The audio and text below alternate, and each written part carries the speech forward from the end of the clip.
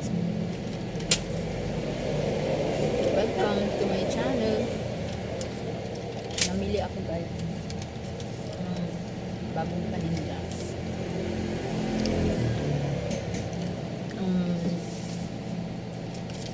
Nagdagdag lang ako ng 1,000. So bale ang capital ko ay hindi na 4,000, 5,000 na. Nagdagdag lang ako ng 5,000. Tapos yung naipon kong ng binili ko rin.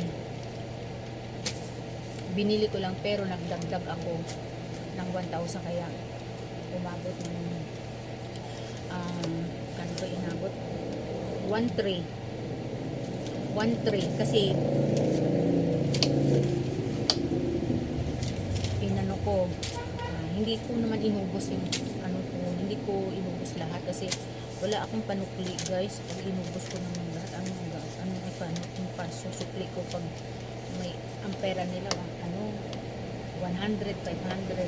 So nag-iwan ako ng mga barya-baryang mga tagsi-50, tagsi-20 kaya hindi ko inubos yung yung aking perang naipon yung puhunan yung napagbentahan yung sales ko na napagbentahan ko yun. So kahit pa paano naipagulong ko yung ibang yung sales ko, naipagulong ko yung iba. So lang man ko, nagpa-plus lang ako kung magkano ang dinagdag kong kapital. Diba? Ayun ang dami kong mga pinamili ko guys. Isang box. Yan, bumili ako ng crispy fry. Tapos yung hinahanap nilang mani na garaya ba, yung hindi maanghang. Tapos Nestle. Ayan, all-purpose cream. Mani talaga guys. Naghanap sila ng mani. At ito guys, malakas sa akin to, yung mikmik. Karamihan dito bata. Meron ng may mga pumupunta na dito guys. Mga bata, naghahanap na ng mga cheap toys ko. Tapos, ako, bumili ako ng condensed milk. Yung cowbell, kasi mura yan Yan talaga ang mura. Hindi mabenta sa akin yung hindi cowbell guys. Yan. Ito, mushroom. Yan, bumili ako ng mushroom. Yan pa. Coco Mama, yan. Hindi talaga ako nawawalan. May naghahanap talaga nitong Coco Mama guys. Yun lang naman. Karamihan dito nagaraya. Tapos dingdong pa pala. Yan mayroon na akong chichiryang mga ganito dingdong. Hindi mo na ako bumili ng mga chichiryang tulad ng chippy, mga ganon, mga cheese ring. Hindi mo na guys. Medyo wala pang naghahanap. Ang hinahanap na yung mani. Bumili nga pala ako ng mani dito. Asa na yung ito? Hindi nagaraya guys. Mani talaga ito. Hindi ko lang alam magkano ang presyo nito. Medyo malaki ito. Malaki yung mani. Yan. Malaki ang mani guys. Hindi ito piso guys Ayaw ko nung piso. So, yan yun. So, naglalagay ako ng mga presyo guys. Ito binili ko label. Yan for sari-sari store, mga label para madali kita. Hindi yung pentel pen, sobrang yun. Hindi mo na mabubura yun. Ito, kung may mali ka, pwede mong patungan yung presyo nito. Nagkamali ka, pwede mong patungan. Diba? Tumaas yung presyo, pwede mo naman siyang patungan. Kaya, importante talaga yung ganito.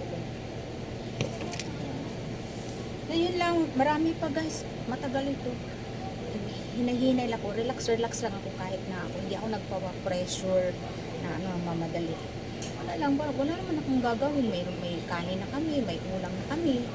Mamaya lang kakain na ako. Mamayang 6 kakain na ako. So wala akong ginagawa. Dito muna ako. Stay ako sa tindahan ko.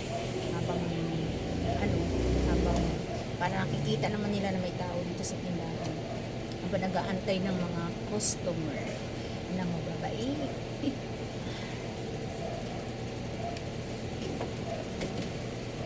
So, naikabit na yung solar lights namin. Isa guys dito sa ano, dito kasi madilim dito eh. Yung solar lights dun sa harapan, nakabit na.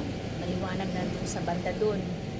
Dito sa tapat ng tindahan ko, talagang maliwanag yan. May ilaw talaga dyan. Fluorescent light. Tapos dun sa gilid, dun banda, medyo madilim. Andun ang solar lights. Tapos dito sa likod nito, para mailawan naman itong ano ko, yung school supplies ko, nandiyan at nasa tapat naman yung solar lights. Obserbahan ko guys kung iilaw ba ng 6 o'clock kasi iba ang charging niya guys eh. Dito sa isa, kulay red yung nagkukulay red siya, kulay red. Yung kulay red hindi gumagalaw. Yung kulay green ang nagcha-charge na ganon siya, yung kulay green. Baliktad dito guys, green ang nagbi-blink, tapos may red siya na hindi gumagalaw. Hindi ko alam kung paano siya mag-iilaw mamayang 6 o'clock. Malapit na ito guys.